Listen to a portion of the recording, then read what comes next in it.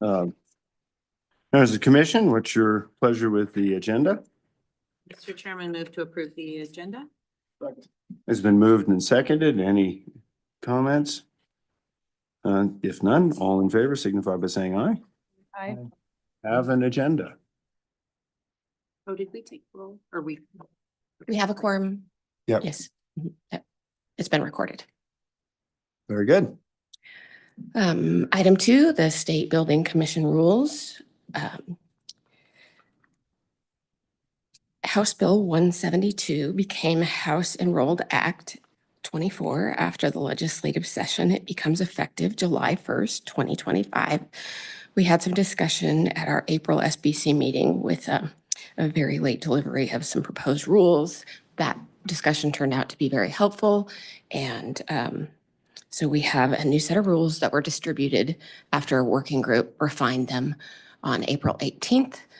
Those rules are included in the packet on page 7.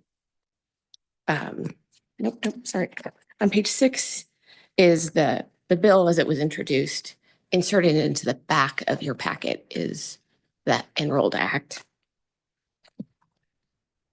Then on page 14, chapter 1, with the strike and underscore and highlighted version of chapter 1. And then chapter 4, strike underscore highlighted, begins on page 20. And then the clean copies follow that. I think they're pretty well vetted. They go back to just the basics of conforming our rules to the new law. They don't address any other changes with permitting and so on. Very good. Madam Secretary, I'll turn it over to either Auditor Racinas or Superintendent who've worked on this. Thank you for your work. Mr. Chairman, thank you. And I would thank the superintendent as well. And the Secretary of the Building Commission, along with the attorneys general who helped us out. I think after the last meeting, we knew we were very close to a good place. So there's been minimal changes. And again, we've streamlined the conversation today. We are looking to start the promulgation process, hopefully, with the willingness of this body. And again, I just appreciate the quick turnaround. These have been, I think everybody has had these since the 18th. So they got this out really quick so that we would have a little bit of a runway prior to this meeting to review.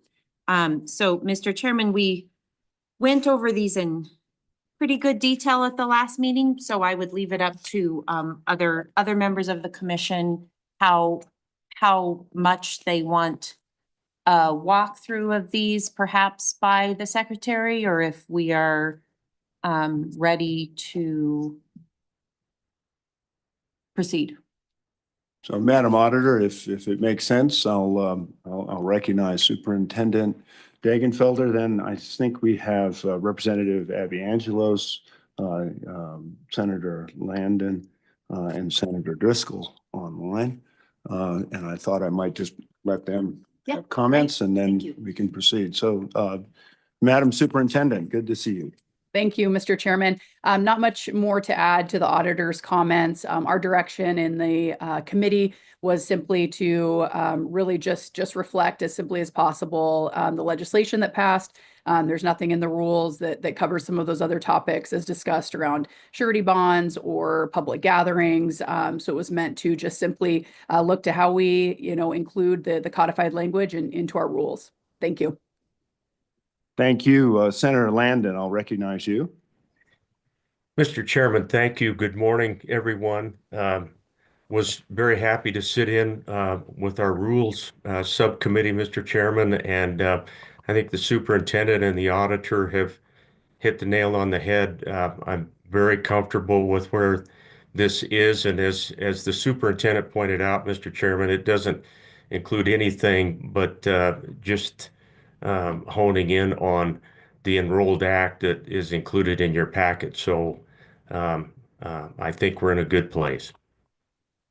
Thank you, Senator Landon. Senator Driscoll, any comment? Thank you very much. No, I think they've done an excellent job of following the Enrolled Act. Really thank Senator Landon and all the committee for the heavy lifting. Thank you. Thank you. And Representative Angelos?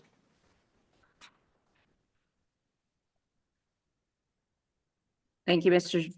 Chairman. I'm having a little bit of internet issues. You live out in the country, that's what happens. But yeah, I think it looks great. I have nothing to add, and great job, committee. Thank you very much. Comments from the? Yeah, I do. Mr. Secretary. Mr. Chairman, thank you. I'm wondering about the case of when when you have a lease, what is the ANI going to do in terms of trying to negotiate carry into the lease? And I think we need to put that in here somewhere. Obviously, the act sort of says that that's not, if there are leases that don't have it, then those will move forward. But I think that ANI should be asked to as a default and as a first method to try to negotiate that into these leases. And I think without that direction, I'm concerned that won't happen. So what was the discussion on that, and what's a way, I know we discussed this with the Attorney General last time where we could amend that in.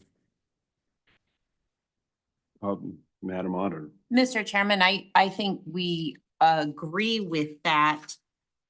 My only commentary is that, and I think it is appropriate to potentially put that in rules, but I think that would be in our leasing rules.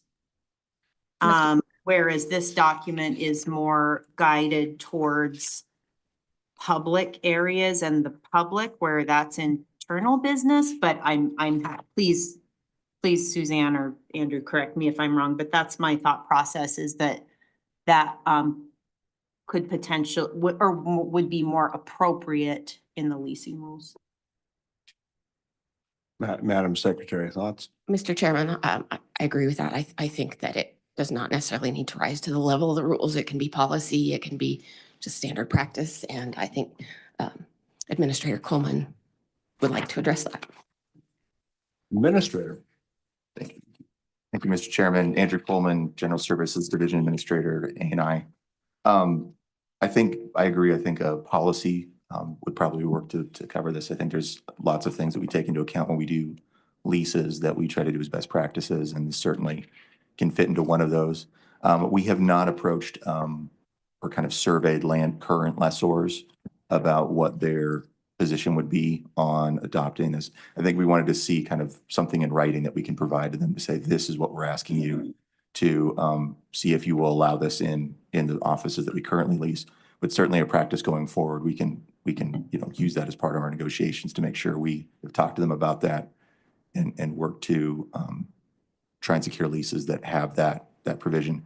Because we haven't talked to lessors yet, I don't know what the feeling is going to be as far as kind of what the overall response is going to be. I think it will probably have a variety of it, just as I think there's kind of a variety of public opinion on different areas around this issue. So, but we haven't collected that information yet. Thank you. Further, Mr. Treasurer. I guess a little follow-up on that. If you look at the subsection D, Romanet 2, and that section has to deal with nothing in this section shall be construed to. And it says prohibit a private property owner from restricting firearms on his private property. So I think that's where you guys bounce off in your lease discussions, with the private property owners of our public leases. There's a couple of things other than that, Mr. Chairman, that I want to say that that was one of the concerns I had as far as the ambiguity in the first one. You guys cleared up all of that as far as, how private owned property leased by the state for public purposes, how that actually is interpreted. And so it's clear now. And so thanks for that clarity. One of the things that looking at over on page 6, and it's essentially subsection of a 68105, that the big A, I like this one because it has a requirement for, and this is where I say it's in the school districts, and it's by local, that the local governing entities, the school board or whomever, board of trustees, I guess, has to adopt rules. And if no other rules, they have to adopt rules on this stuff here. So that's something that I'm not sure how we can, I guess soon as these are put in as emergency rules, I'm assuming that we should probably notify them that they have this requirement if they don't know about it. I would think that's maybe something that we should look at. The thing that I see some overlap here where necessarily we don't have any training that's necessary for, our other public businesses. I mean, upstairs and around. But I'd like to see if we couldn't, Mr. Chairman, at least maybe have some guidance to say that on that 8 hours of scenario-based training using non-lethal training, firearms and ammunition, is that we try to get some of these basically virtual reality headsets that would do that, so they could be used in different districts or perhaps even in the different areas of state government on a voluntary basis. A lot of it seems like we pass laws and then we have a requirement, and then we make every school district, have to figure out how they're going to do that. So if we could have some uniformity and maybe even use some of that equipment in our shops, I think that would be reasonable. It'd save some money because you wouldn't have duplication of assets across every individual school district, every individual office. So if we could move to that, even that the highway patrol, I think, could probably get some use out of that.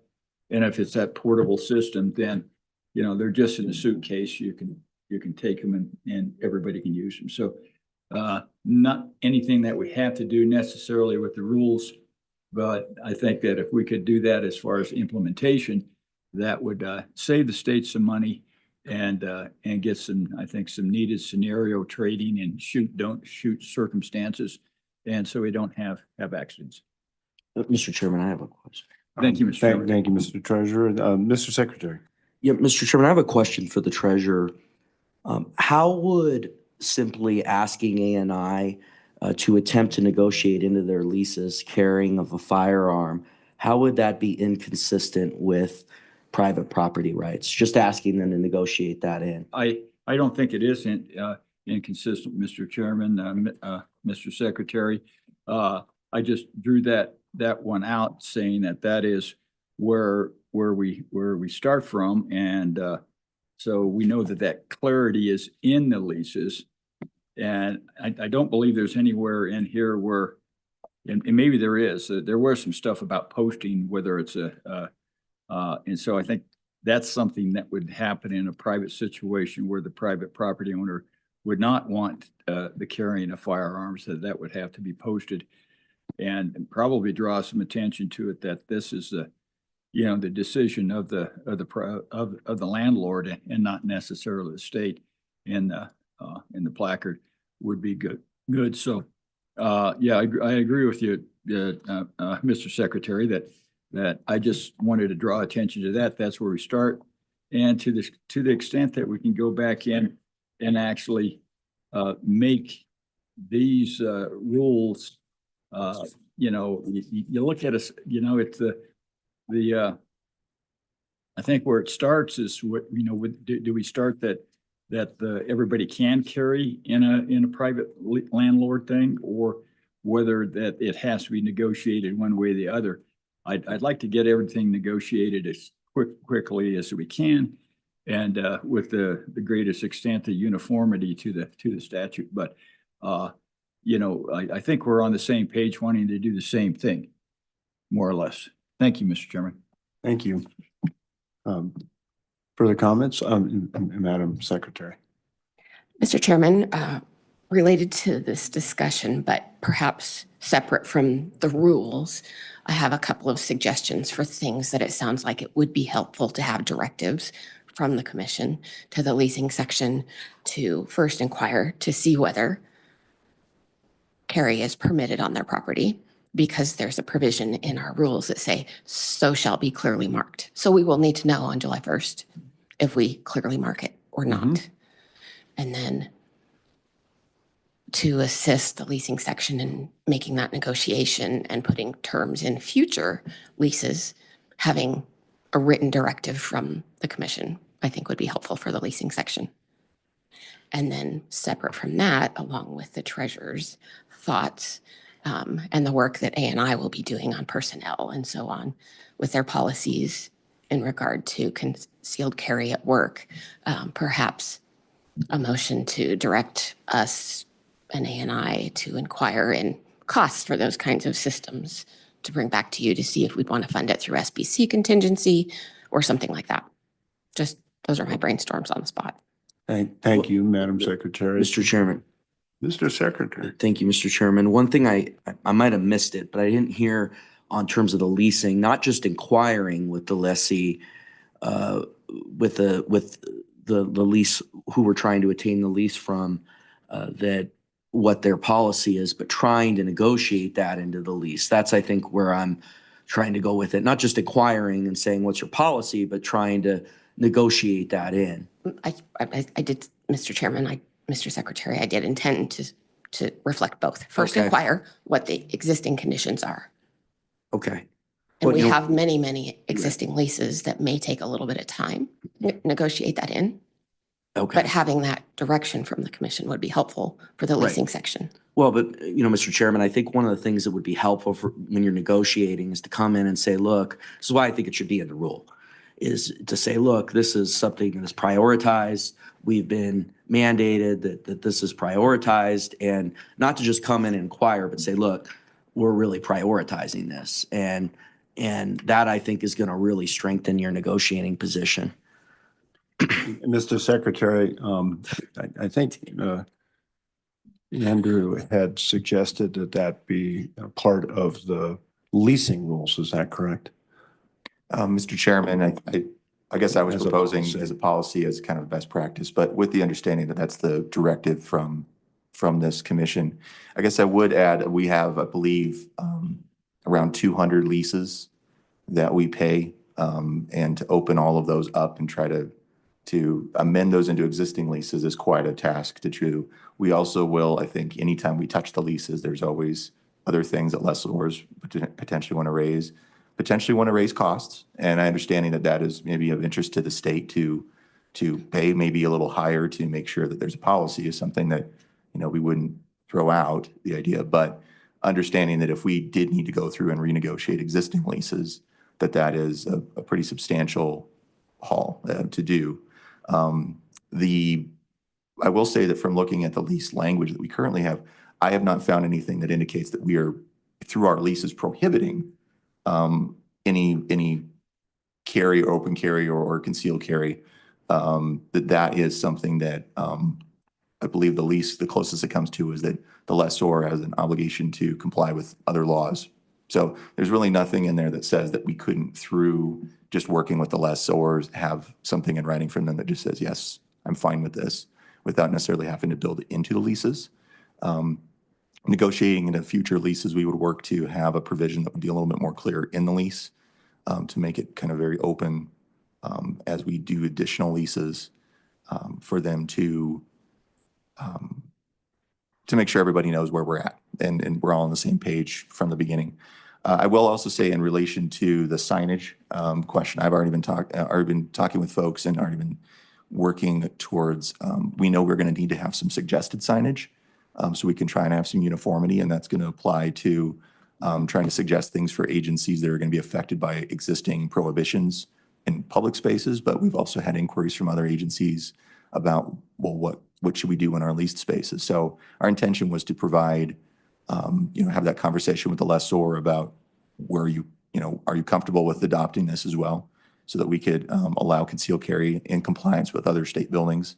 But also in that way of saying, and if you're not, then here's what we would, we're recommending for signage and making sure that we can have agencies all have fairly similar signage where we do need to have a prohibition marked out. So, Mr. Coleman, just to sort of encapsulate that, I think you've got two tasks. One is to assess from all the existing leases, the willingness of lessees to be able to allow for concealed carry on the premises in public areas, et cetera. And hopefully also recommend that they allow that. I think that's one task. And the second one is in the future. I think the secretary's point is he wants to try to drive that point. And I guess I was thinking that you had testified that part of the way that we negotiate these leases is with the stated policies out front. Is that correct? I guess as a practical matter, what we usually lead with, Mr. Chairman, is the language of the leases. And that kind of, we try to spell out key things that are of most interest to us in that language of the lease. And So is that going done- forward, we would do that with actual provisions, I think, in the lease. Is that done with a template? Yes. That we Can work the with the agent's template then office. include provision in there that, Mhm. okay. Yes, Good. Mr. Treasurer. Yeah. So it'd just be like a uniform addendum approved by the AG and for every contract, and then you wouldn't have to open it up. You could just add it on is what my suggestion would be. But Mr. Chairman, the one thing, I guess if I was a landlord, I'd want to know what my liability was one way or the other. And I don't know, I didn't see anything in here that said that there was a immunity to the landlord if that was adopted or not adopted one way or the other. I think that that would be something that if you want landlords to get on board, I think if there was clear statutory guidance, and I didn't see it in here, that might be something the legislature may contemplate, that the landlord would not be liable for anything associated with the approval of this statute on their property on state use. So I think that would get that would clear it up, I think, for the insurance companies, and also I think take away some of the perhaps angst or something that a landlord might have if they allowed to carry on the property. So and I hope that legislators are listening, because that's something that if you had that clarity, then it takes away some of the reasons why a landlord might have resistance to approving this policy. So that's just a suggestion. I don't know if that's my personal suggestion. If it came from the SLIB board, the legislators might know that it's got maybe a little more backing on it. But looking at those I guess things that would happen in a negotiation process, that was the one that just popped right up for me, that I'd want to know that if I was leasing land to the state. So, or really. Thank you, Mr. Treasurer. I see Senator Driscoll has his hand up. Recognize you, Senator Driscoll. Thank you, Mr. Chairman. Yeah, I'd put in the chat the same thing, and I think it's a interesting path we're going on. It apparently, in my opinion, if we do immunity, it puts the state and landlords on a way different place, which is fine. But it looks to me like we're on a path that we could raise our leases in certain places because of the policy. It also might drive where some people don't lease to us because of it. So I think this is going to require some thought if we're going to actually go beyond policy. I like the policy, asking about it and taking a look at it, but to actually enshrine it in the rules, I think may make it really tough. If you look at the crimes in government buildings, nearly all of them, really bad things happen with some type of firearms. And I'm guessing insurance is going to make somebody pay for it, or at least the liability of it. And I think we need to think this one out fairly solidly before proceeding. Thank you. Yeah, Mr. Chairman, I don't believe we can do it in the rules, but I think if the legislature would have those discussions and some a bill or a file that would move forward. So they had an instrument to actually, work on one way or the other. And I'm not sure what the liability the state has in our own buildings, with firearms in that regard, whether there's any immunity or however that is, but whatever we have, we should probably visit it upon the landlords, the same protection we have. So they don't have any reason not to get on board. Thank you, Mr. Treasurer. Mr. Coleman, it seems to me that there are other issues that might come into play, like, what is the additional expense that could be expected, those kinds of things. So I sort of share both the senator and the treasurer's concerns there, but I don't see any particular problem in just a query of existing lessees as a first step. And I'm just curious if you see any kind of hidden gremlins. I think the point made about renegotiating all these leases could be really problematic, but. Mr. Chairman, I don't see a concern with us inquiring. I think that was my understanding of what we would need to do next once we had kind of the firm understanding of it. I think being able to provide the landlords the language that says this is what we are intending to do in state buildings. Can we do that in your building as well? And that this is how state offices are intending to be governed in state buildings. So that this would provide uniformity across the state, both when people come work with the state, they will understand, to the extent we can have uniformity so everyone understands the same rules would be great. And inquiring about that is, I think, what we were intending to do with this, because we need to make sure that there's clarity for the landlord, for the agencies, for us, where the line is in the different properties. So that was our intention, Mr. Chairman. Very good. Thank you. Mr. Treasurer. Yeah. One of the things, and this is almost comical, but it isn't, I think what a placard is supposed to really draw attention to what's behind the doors of the office. And I saw one the other day that I picked up for our office. So I don't know whether I'll be able to put it up, but if it was on every office, it would really draw attention to that basically just says this office protected by a high-speed wireless device.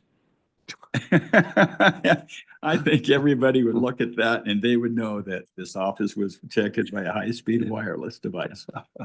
Very, very good. Further comments? Madam Auditor, any? So, Mr. Secretary. Mr. Chairman, just to sort of maybe, correct or push back a little bit on some of I think what the treasurer said is the point is that removing these gun-free zones and allowing for carry protects these areas. And I think that's very important here. I still see a lot of the members struggling with this concept, and there's a lot of research on it.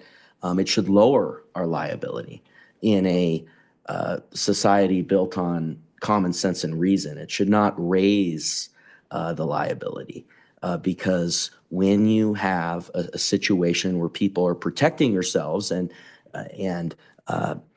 potential mass shooters or potential shooters don't know who's doing that, that raises the uncertainty for them to do something crazy. And so it's really important here that we focus on the fundamentals and the fact that this is a protective measure, this bill, and it's really important. Great. I see Senator Driscoll, did you had your hand raised, and then I've got Director Bach. You're on mute, Senator Driscoll. Thank you, Mr. Chairman.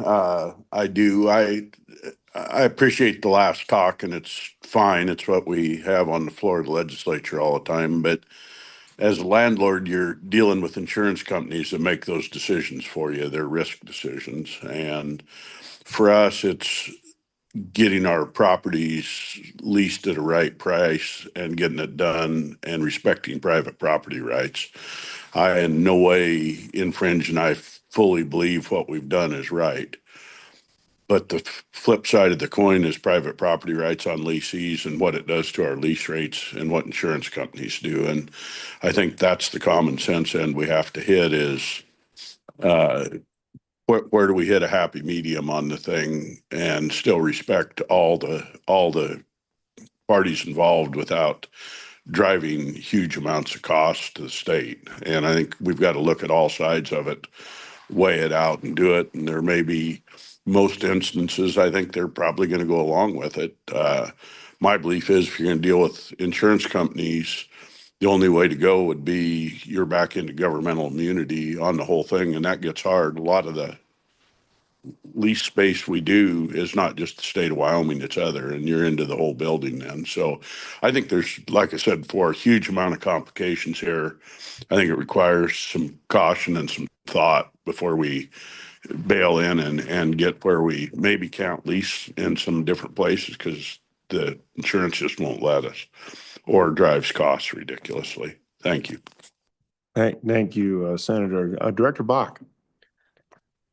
Good morning, Chairman. Sorry, I could not be there today. I was going to reiterate exactly what Senator Driscoll just mentioned, and I don't necessarily disagree with the secretary. And I think we're probably going to end up with many of the landlords okay with this. But the concern is insurance doesn't necessarily think the same way.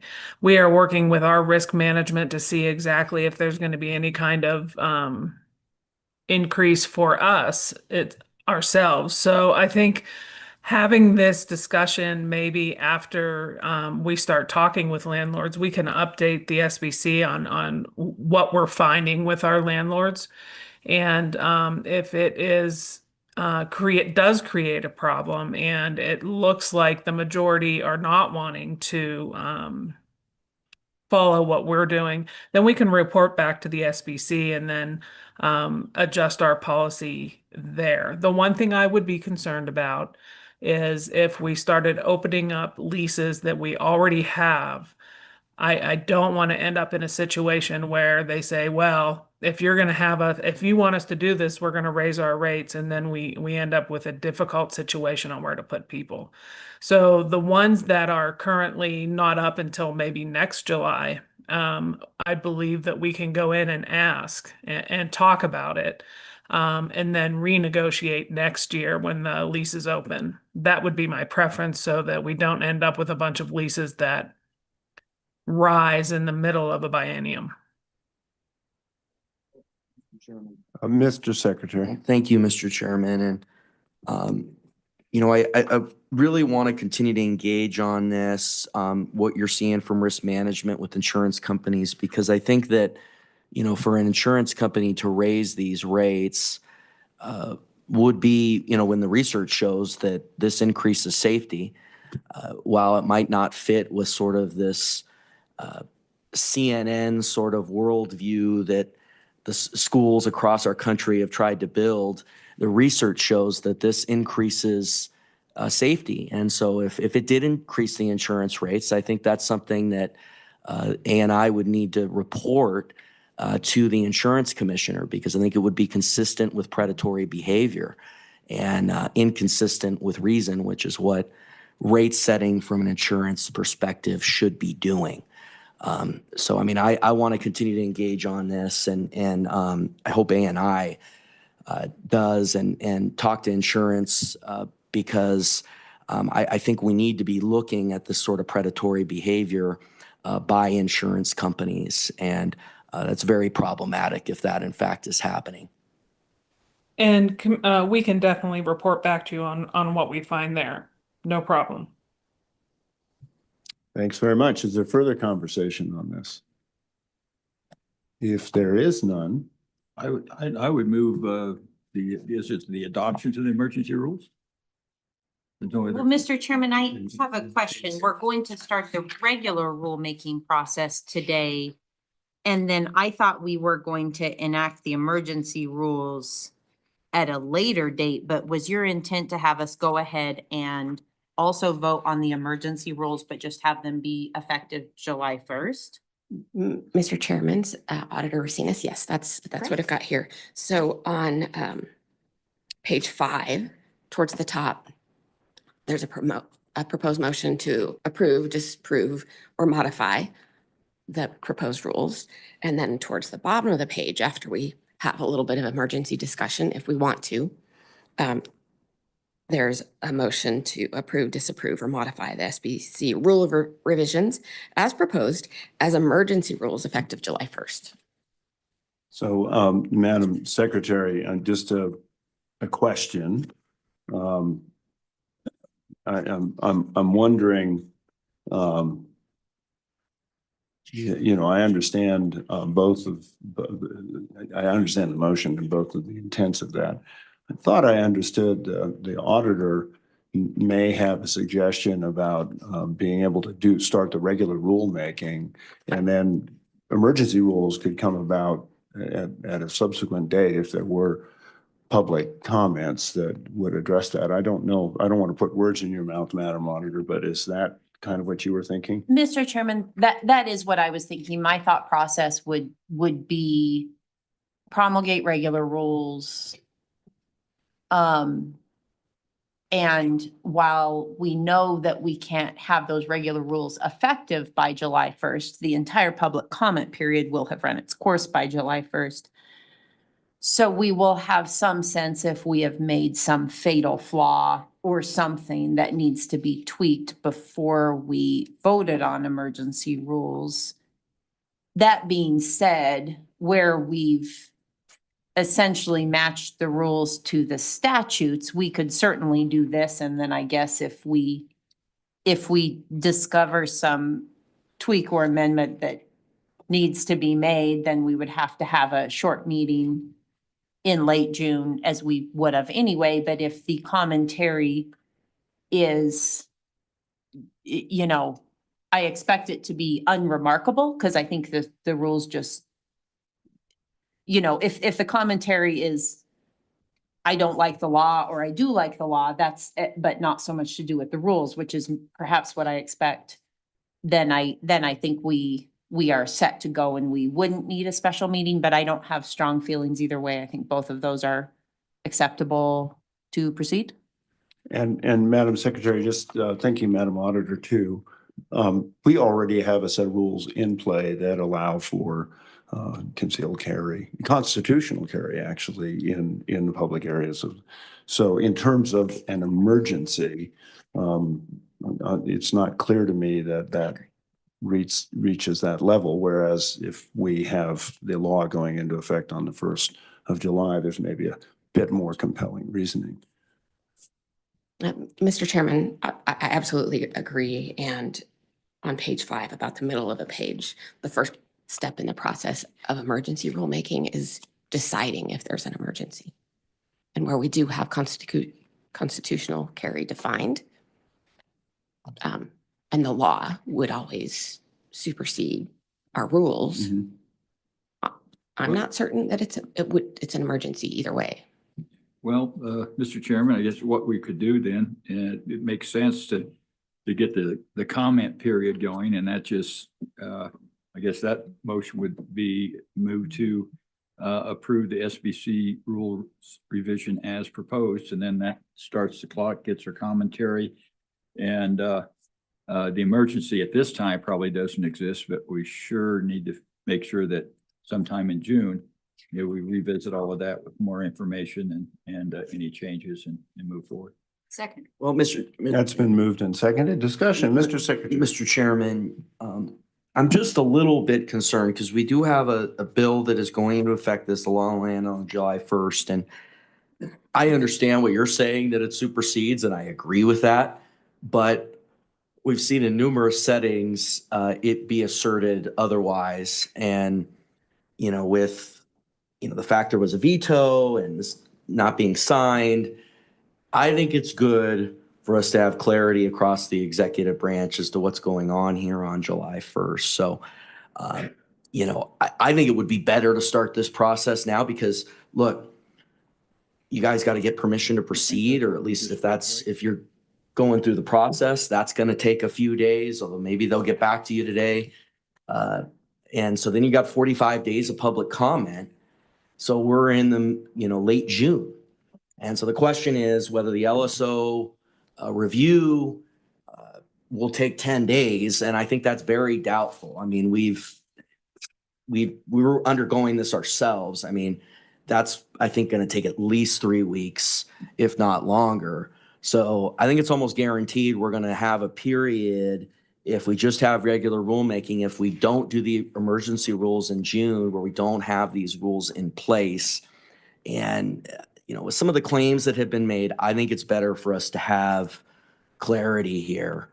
And so I think we should have emergency rulemaking either today or at some point. But I guess we'll vote on this motion first, and then we can proceed to the next one. I do have an amendment on this, unless there's further debate you want to have on this pointer. Go ahead and propose your amendment. Okay, thank you. My amendment is on page 4-3, section 5, Romanet I, the yellow language there. It is after the second sentence, which starts, these rules apply, ... So it would be the new third sentence inserted before the words "to the extent," and we would insert, "For each public building held subject to lease, ANI shall endeavor to negotiate in all new leases, lease renewals, or through negotiation for existing leases, new leases, or lease renewals, the allowance of open and concealed carry, including constitutional carry, as otherwise allowed by law in public-owned buildings." Thank you, Mr. Secretary. Is there a second? Mr. Treasurer. Yeah, I'm not going to second this, but I'll just wait and yeah, we'll just. Okay, is there a second? Is there a second? Mr. Secretary, it appears your amendment has failed for lack of a second. Yeah, no problem. Thank you. Yeah, Mr. Chairman, the reason I couldn't second it was because we just heard from A&I that it would be the number of leases. We've got hundreds of leases. You'd have to open them all up. They just don't have the capacity to do that. I think they may have a capacity to put together an addendum that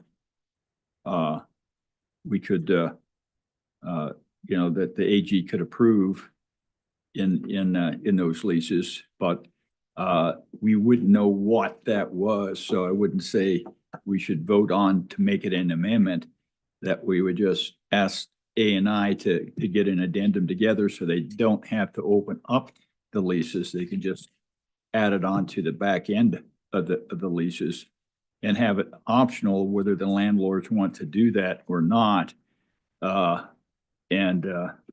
I think it would get to where the secretary wanted to go, is a rapid implementation of the statute on these private leases. But too many things that we're voting on that we don't see. And so I don't want to vote on addendum, but if we could just give them the authorization or the policy that our board would have, just to move as rapidly as possible in a manner that would implement this, across all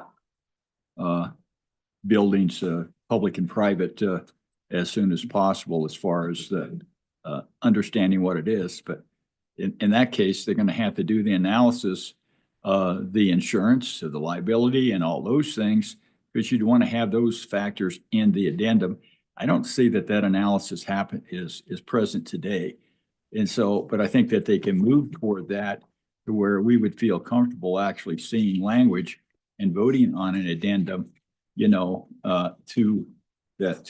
current statutes.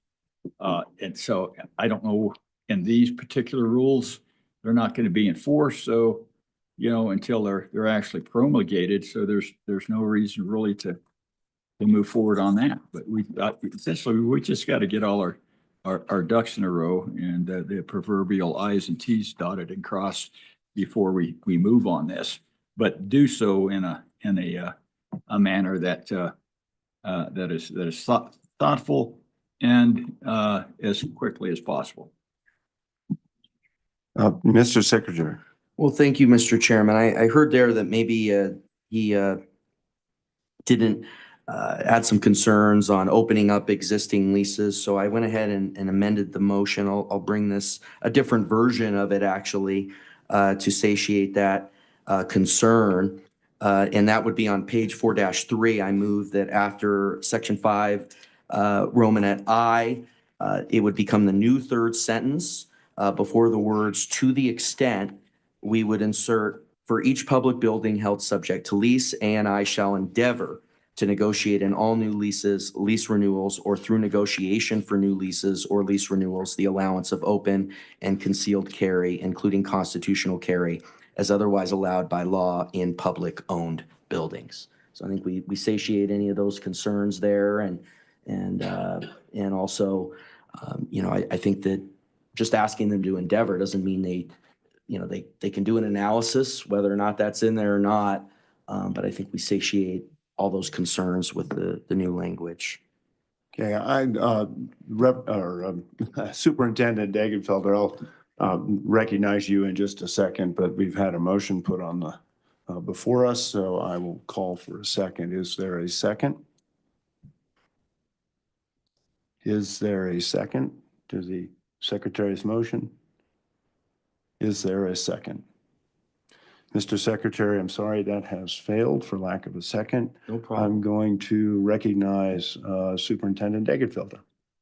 Thank you, Mr. Chairman. I just want to reiterate again, I know it's been said several times, but the committee did discuss this matter and are in agreement that ANI should endeavor to negotiate this with those that we're leasing from. It just, the place that it most belongs is within our leasing policy. And so I think we've heard from the director, that is the direction they'll be moving, to see what language can be provided in the policy and to move forward. So I just wanted to be clear about that. Thank you. Thank you, Superintendent. Further discussion? Further discussion? Further discussion? Mr. Chairman, I'll say one thing before we vote here. Mr. Chairman, I think it's really important that this got done. It's an effort that since I entered the legislature 2017, I witnessed the work to try to get carry in public buildings, and we passed a bill that was vetoed in 2017, and then again we had this veto in 24 and the letter this year in 25 on the declination to sign the bill, and I think just through that is we see this fear of firearms in these letters from the governor's office, and I think that we've by pushing this forward, we're pushing back against that and advancing a policy that is going to protect everybody, all employees, all visitors to the Capitol, and that's really important in pushing forward those Second Amendment rights. So thank you. Thank you, Mr. Secretary. I love your sense of humor. All in favor signify by saying aye. Aye. Nays? Motion carries. Mr. Chairman, Yeah. I'm going to try to make a motion, but it may or may not be appropriate, but I'll make it and then you can tell me what. Okay. Mr. Chairman, I would move that this body plan to have, Mr. Chairman, I would move that this body plan to have a brief meeting the second half of June to enact emergency rules surrounding this issue to be effective July 1st, recognizing that today I do not believe we meet the emergency threshold to pass emergency rules. However, recognizing that we want to have rules in place as of July 1st, that date would meet that bar. That's my motion. Okay, there's a motion. Is there a second? I'll second it. I don't agree with the premise, but I think as long as we get it done. Second. Yeah, I don't know if we need a motion or not, Mr. Chairman. I think that We don't. that we could, I'm not sure how we call a committee. Most of the time, I think it's just at the call of the chairman. I would think that it could be at the call of the majority of the committee too, but I don't know what the rules are as far as calling this committee into a meeting. But I think it's I think it'll happen irregardless one way or the other. So I'm happy to vote for supporting it, happy to vote against it. So, just a question for the secretary. I think you've heard the will of the committee. I think it's probably appropriate to consider scheduling a meeting. Maybe we don't need a motion, but I think that's the intent of the motion. We can either up or down. One thing that is unclear to me, and I hope that maybe you can, I don't think it has to be solved today, but the rules that I signed that we have already underway here, I'm not clear they expire on the 1st of July. So I think this is sort of a belt and suspenders kind of thing. From my standpoint, we have Carrie in the building here. The rules apply. It's great that we are going to expand that, and I think the emergency probably deals with that. But I just want to assure people that there is no intent to, try to roll back or walk away from what we have here. So, Mr. Chairman. Mr. Secretary, go ahead. I figured you'd probably want to respond. Well, so. Mr. Chairman, we do have a motion that's been seconded. I want to clarify that, I think we have an emergency now. We've talked to the AG about this. I mean, they like emergencies rules earlier rather than later.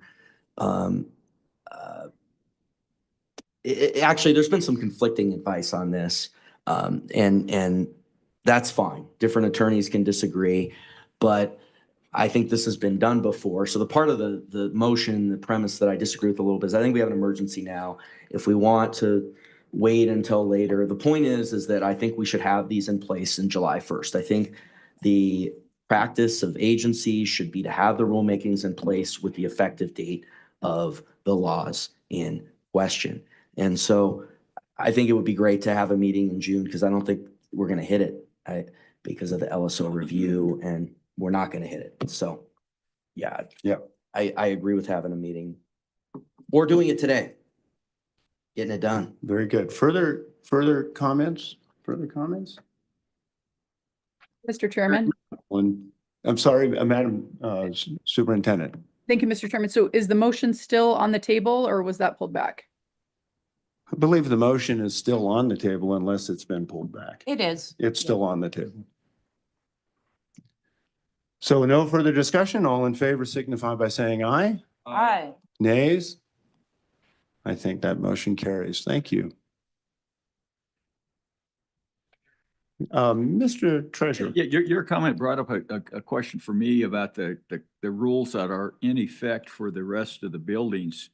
And those were those emergency rules or were they regular rules? No, they're the rules that we passed Regular in rules. the January meeting. Yeah, okay. And so- they actually ran the course that allowed us to go ahead and sign them without the legislature's approval. Yeah, so is there anything in the work that we did today as far as the amendments that we should be contained in the rules that are in effect now?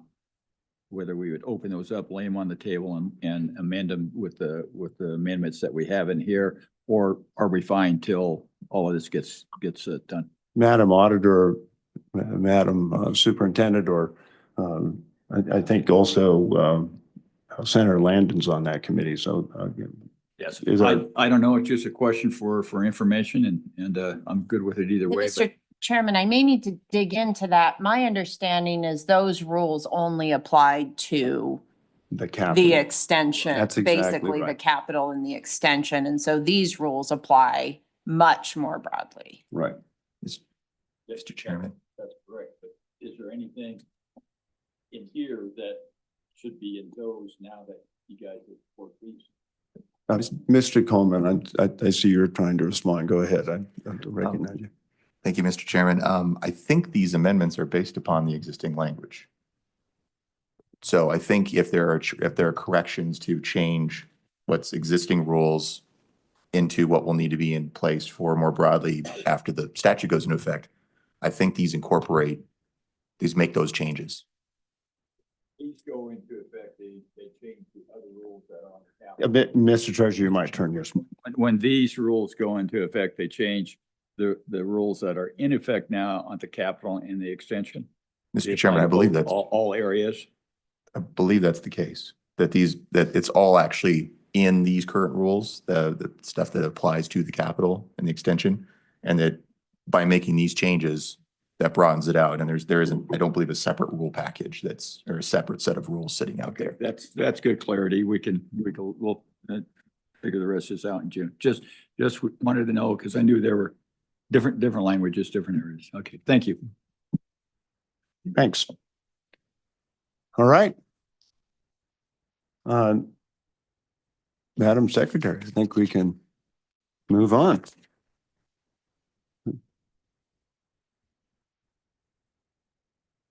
Mr. Chairman, my apologies. My notes don't show me that we've already done this, but did we do the motion to approve the SBC rule revisions as proposed? It is my understanding we've begun the process. Okay. Great. Mr. Chairman, we are ready for item 3, which is on page 33. 33. And with that, I would send my gratitude to the work of the subcommittee, all the staff. The amount of work that the subcommittee and supporting staff has done on the exhibit and wayfinding is enormous and detailed, and I'm sure they've all learned so much about things they never knew they would learn about. And with that, I'll turn it over to the co-chairman, Auditor Ursinus, and Senator Landon at Auditor Ursinus's pleasure. Madam Auditor. Thank you, Mr. Chairman. So, and I would recognize Senator Landon, who has served as the stalwart co-chair of this committee for years and years and years.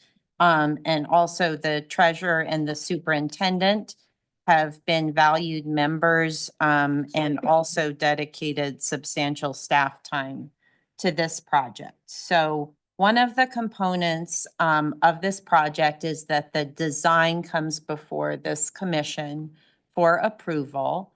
I believe it's been approaching, 18 months or 2 years. We brought the design of all of the wayfinding, interpretive exhibits, and then digital exhibits outside of the civics lab to this commission for approval, which was approved. At that time, I told this body the civics lab was not designed, was not even close, and had a lot of machinations to go through before it came before this commission. And it is now ready. It is hot off the presses, and everybody's looking to. We're not quite there, but we're very close to pressing print, so to speak. And in a sense, of course, we are trying to be as expedient as possible, particularly given some of the celebrations and whatnot that are coming up this summer and fall. We would look for approval of design of the civics lab today. And Mr. Chairman, so in your packet, there's probably, frankly, more slides than what we would look to go over here. But knowing you all have had access to that, additionally, everybody on this commission has had access to all of this documentation and these designs in file stage. And staff of everybody on this commission has as well. So with that, Mr. Chairman, I'm happy we can flip through the slides very quickly, or I can just give a general overview of what the civics lab will look like. Whatever is your pleasure. I just don't know how much folks have had a chance to look at it, so I don't know what level of detail to go into. Thank you, Madam Auditor. Let me recognize Senator Landon. Yes, thank you. If I might, Senator Landon. Well, Mr. Chairman, thank you. And like the co-chairman, I do want to recognize a couple of representatives. Representative Nicholas could not be here this morning because he's sitting in on a standing committee meeting here in Casper as we speak. Obviously, Representative Sherwood as well has been a valued member of this subcommittee. It's really fun and exciting to bring this particular item for your approval, Mr. Chairman, because it's one of the centerpieces that dates back, a couple of years ago when we came up with the concept of how do we make it a meaningful experience for those many, many students who visit the Capitol every year. And we, of course, brought in our Department of Education early and often on that front. And the superintendent has provided some of her people all the way through. So what you have in your packet is the information related to the civics lab, which we're very excited about. I think that it has some features that will engage our young people when they come to visit the state capitol, and make it an educational and meaningful experience. So the co-chairman, Mr. Chairman, did a great job of explaining where we are at and what we're seeking approval for this morning. We don't want to bog the commission down, but we also do want to answer any questions that you might have. So thank you, Mr. Chairman. Thank you, Co-Chairman Landon. Auditor Racines, I'll recognize you.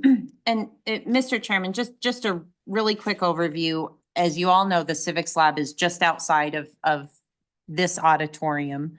It's the one room that's still empty.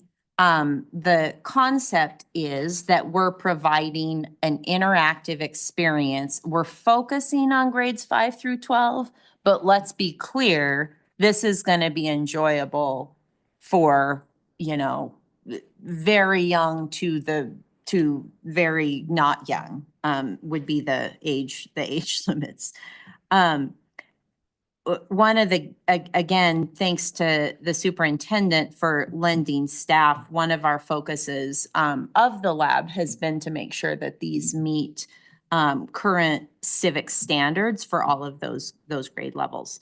So the experience is going to include 5 stations, and the coolest thing to me is the central station, sort of the welcome station, is going to be focused on the Constitution, and sort of that drives the rest of the experience. Where we have the interactive Constitution over in the Capitol that is very in-depth and high level, this is going to be a little bit more of a kids version for that little, easier to digest, et cetera, and then send them off in different directions as they see fit. And then surrounding that central Constitution will be the citizen station, the legislative branch station, an executive branch wall, and then the judicial branch wall. Now, of course, that judicial branch wall is going to be, it's a little smaller and it's very high level, because one of our intents is to not duplicate work. And we want to send those folks over to the Judicial Learning Center as well. As you see in a lot of and again, there's a lot of slides, so I think folks can look through those on their own. We've gone back to the drawing boards a couple times on this, and a lot of our intent was to not make it, I feel like some of the first iterations were lovely, but perhaps a little stuffy, if that makes sense. And so the close to final version, you'll notice it's still formal, but it's a lot more playful, and it has a little bit of this comic book look, taking elements of the Capitol, the House and the Senate floor, the governor's area, and then it transports it into this sort of more playful doodle idea that you see in some of these slides. We really we talked a lot about the ad nauseum actually about what we were going to call this, and we landed on lab, as it really is a place that you're learning through doing and not just reading. While of course there's some reading, all of these experiences are going to be interactive to the fullest. And now when I say interactive, I think a lot of us go to computer screens, but most of these interactives are not digital. We have a lot of analog interactives as well, whether it be books that pull out. One of the coolest things is there's going to be a large executive desk, and that's going to feature the 5 elected officials and have drawers that you can see and go through their duties and learn how they work. And then there's a file cabinet of executive agencies, which is going to be very cool. So there's going to be a lot of hands-on things that can flip and see and look in and search for. Let's see, what else am I missing here? Talked about the kid-friendly digital version of the Wyoming Constitution. One of the cool things that will be hands-on as well is that students will be able to pick up a civics passport in this area and then go and have it stamped through as they're touring Capitol Square and having these experiences. They'll be able to fill out that passport just like you would get stamps in a passport. Let's see, I'm not going to go, of course, go into some detail about the legislative and executive and judicial branches and their roles. And then there's also a separation of powers station that'll highlight the different ways these branches interact and what happens when it goes wrong, or if you put the cogs together, it'll get caught if you don't have that balance. So, Mr. Chairman, this is, like I said, very quick, but there's extensive visuals in all of the packet for everybody to review. And I think what you'll see is everything we've done over in the Capitol and in, like, even in these rooms with the interpretive, like over here, you see the interpretive panels talking about Wyoming's wildlife. Those are really lovely and fairly formal, and those colors fit in really nicely with the Capitol. That's all going to be echoed in the civics lab, but it really has this cool twist to make it fun. One of the things, and I think this is why it took us a lot longer to get where we are on the civics lab, civics is inherently hard to make interesting for a younger audience. And I think it's just truth, and so I think through these machinations and work with Department of Ed and the design team, we're getting there, and it's going to be very exciting. So anyway, I would really looking forward to the completion of this project. Should be done by the end of 2025. And so what I would be looking for today is a motion to approve the civics lab design. And I would be happy to make that motion, Mr. Chairman, but I'm guessing there might be some questions or conversation before we get there. Thank you, Auditor. Thank you, Co-Chair Landon. So move, Mr. Chairman. Been moved by the treasurer. Is there a second? I'll second. It's been moved and seconded. Is there discussion? Question. Mr. Secretary. Mr. Chairman, are all the visuals in this packet? Because I reviewed all these and I'm fine with them, but I was concerned, and I guess I misunderstood that I guess this is a selection. And I really wanted to see on the civics lab, with youth and where we're at in the year 2025. I wanted to see what the wording would be in each of these. So I'm just a little confused on what was said earlier. Mr. Chairman, and I'm going to have Suzanne jump in if I say this correct. So what this body is required to approve is the design. The exact wording on these exhibits will come in through review through file stage. So we'll all have a chance to review the exact wording that ends up on these exhibits in file stage. That's accurate, right? So, and you're in that, Mr. Secretary. So what we're looking at today is the design, because this is the fabrication that really takes a lot of time. Secretary Norton. Mr. Chairman, Auditor Sinise, yes, I'm confirming that is correct. Thank you. Good. Senator Landon. So, Mr. Chairman, thank you. Just real quickly to put in on this issue, this is a higher level that we're looking at today, and we're literally in the middle of beginning a review of that content that was referred to by the secretary, and that's a very detailed process, as you can imagine. You know, so if you spot something in these materials today, for example, they're being reviewed as well. But this is a little higher level approval that we're looking for today, and then work will continue on all of that content. And of course, members of the SBC are welcome to that content at any point in time, and we'll have public meetings going through that we go through it in a very detailed way, Mr. Chairman. So, thank you. Thank you, Co-Chairman Landon. Further discussion? Further discussion? Okay, all in favor signify by saying aye.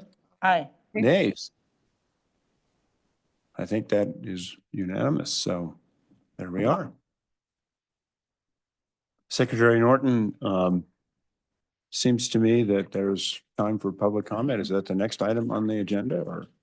Mr. Chairman, yes, public comment is next. Is there anyone online for comment? Anyone here in the room? One more time. Online, please indicate with a raised hand or bringing your video in online.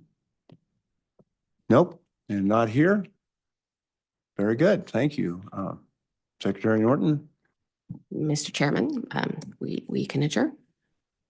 Move to adjourn. It's been moved, been seconded. Any discussion? All in favor signify by saying aye. Aye. We are adjourned. Thank you all.